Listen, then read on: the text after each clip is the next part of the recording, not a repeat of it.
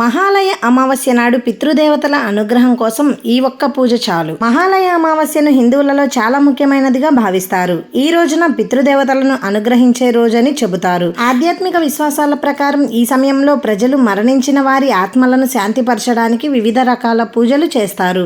పూర్వీకులు సంతోషంగా ఉంటే కుటుంబం సంతోషంగా ఉంటుందని నమ్ముతారు. మీరు మహాలయ అమావాస్య నాడు మీ పూర్వీకులను ప్రసన్నం చేసుకోవాలంటే మీరు కొన్ని దీప నివారణలు చేయడం ద్వారా దానిని నెరవేర్చవచ్చు. మహాలయ అమావాస్య నాడు పితృదేవతలకు అన్ని రకాల పూజలు చేయడం వల్ల పితృదోషం నుంచి విముక్తి లభిస్తుందని నమ్ముతారు. ఈ రోజున మీ పూర్వీకుల ఆశీస్సులు పొందుతారు. దీంతో జీవితంలో ఎదురయ్యే సమస్యలన్నీ సమసిపోతాయి. సంతోషం, సంపద పెరుగుతాయి. మహాలయ అమావాస్య నాడు పూర్వీకులు భూలోకానికి వస్తారని ఒక నమ్మకం ఉంది.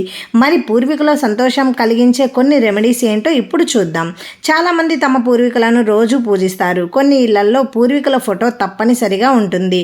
ఏడాది పొడవునా ఈ ఫోటో కనిపించకపోయినా మహాలయ అమావాస్య రోజున తప్పనిసరిగా శుభ్రం చేసి దానిపై పూలు ఉంచి దాని కింద దీపం వెలిగిస్తారు. అలా చేయడం ద్వారా మీరు మీ పూర్వీకుల పట్ల మీకు ఉన్న గౌరవాన్ని చూపిస్తారు.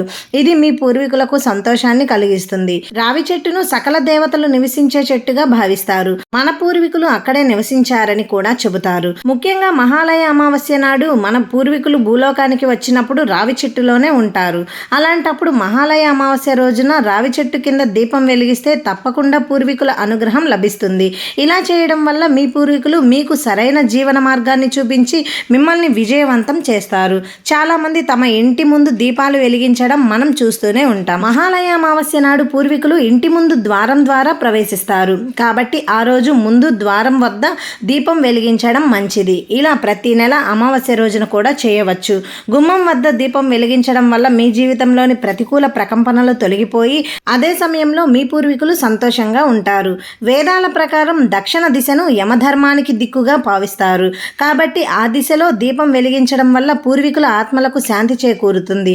దక్షిణ దిశలో 4 ముఖాల దీపం వెలిగించడం ద్వారా పితృదోషం తొలగిపోతుంది. ఈ రెమెడీ చేయడం వల్ల మీ పని మరియు వృత్తిలోని సమస్యలను పరిష్కరించడంలో మీకు సహాయపడుతుంది.